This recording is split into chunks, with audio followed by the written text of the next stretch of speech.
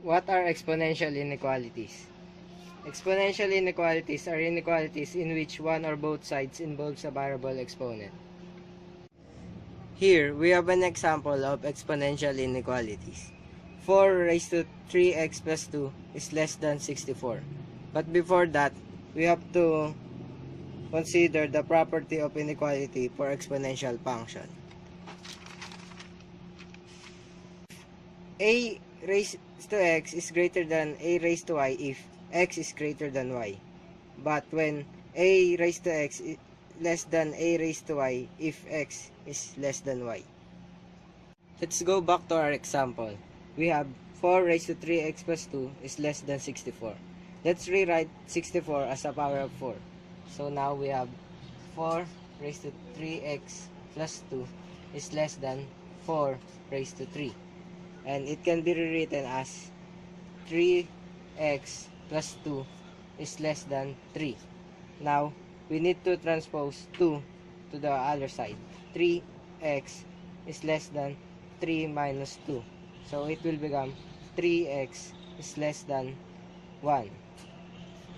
So, divide both sides by 3. Now, we have x is less than 1/3. 1, 2, 1, 2, 3.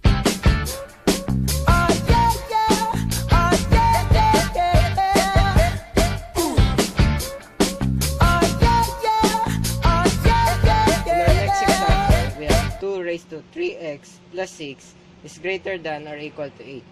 To solve this inequality, we need to rewrite 8 as a power of 2. So it will become 2 raised to 3x plus 6 is greater than or equal to 2 raised to 3. So we need to cancel the same base. So it will become 3x plus 6 is greater than or equal to 3. We need to transpose 6 on the other side. Then it will become 3x is greater than or equal to 3 minus 6. 3x is greater than or equal to negative 3. Divide both sides by 3. The answer is x is greater than or equal to negative 1. So, to test the values of the inequality, we need to write a number line. We'll put negative 1 here, 0, and negative 2. We need to test every value so that we will know if the value is true. So we need to test first the negative 2. Negative 2. 3 times negative 2 is equal to negative 6 plus 6. It will become 2 raised to 0 is greater than or equal to 8. We know that every number that is raised to 0, it is equal to 1. So, 1 is greater than or equal to 8. 1 is not greater than or equal to 8. So, negative 2 is false. Next is negative 1. Negative 1 times 3 is equal to negative 3 plus 6. 2 raised to 3 is greater than or equal to 8. 2 raised to 3 is equal to 8. So, this is true. So, we need to shade negative 1. Next is 2 raised to 3x plus 6. 3 times 0 is equal to 0 plus 6. 2 raised to 6 is greater than or equal to 8. 2 raised to 6 is greater than 8. So, 0 is true. So, we need to shade 0 on the number line. In our next example, we have 3 raised to 2x minus 4 is greater than 3 raised to 2. In this example, we have the same base. So, we will just cancel the base. Then, we will write this as 2x minus 4 is greater than 2. Add both sides by 4. it will become 2x is greater than 6. Divide both sides by 2. We have x is greater than 3. Now, we have the answer. And we will test if our answer is correct. We will construct a number line. We put 3 here. 0. Then 4. We will test all the values. So, 0. 2 times 0 is 0 minus 4.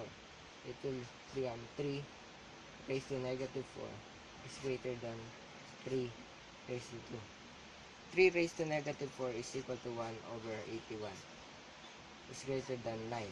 1 over 81 is not greater than 9. So, 0 is false. Next is 3. 3 times 2 is 6 minus 4 is 2. 3 raised to 2 is greater than 3 raised to 2. 3 raised to 2 is not greater than 3 raised to 2 because it is equal. So, we will put 0 and false. Then 4. 4 times 2 is 8 minus 4 is 3 raised to 4 is greater than 3 raised to 2. 81 is greater than 9. So, the statement is true. So, we will shade number line. In our next example, we have cube root of 216 raised to 3x plus 3 times 1 over 36 raised to 2x is greater than 36. Cube root of 216 is equal to 216 raised to 1/3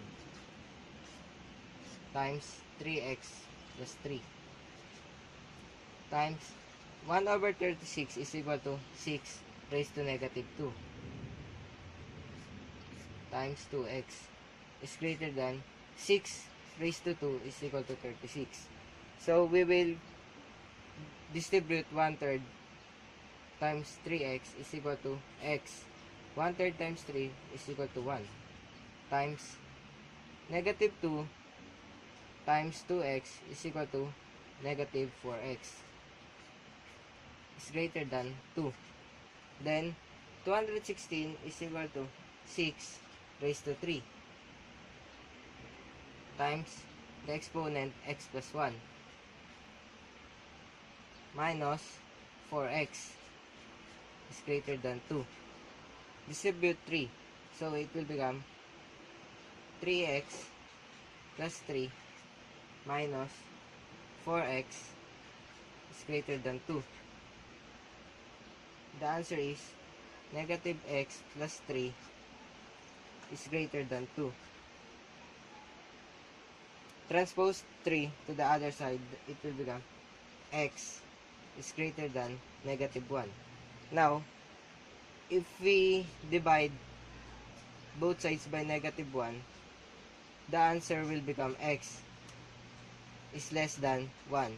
The inequality will change.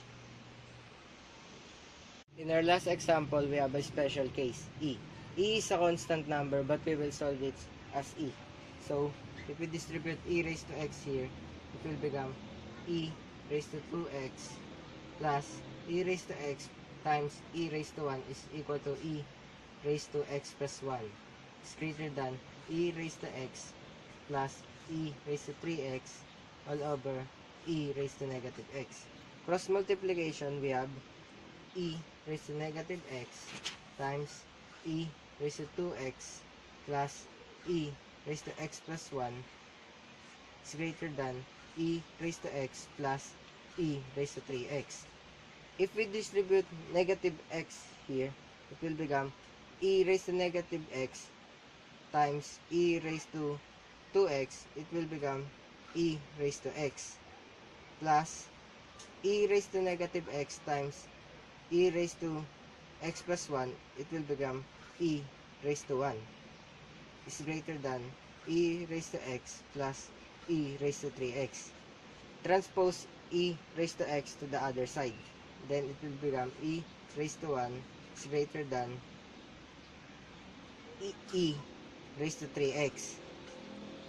then we will get the exponent since we have the same base. Then it will become 1 is greater than 3x. Divide both sides by 3. The answer is x is less than 1/3.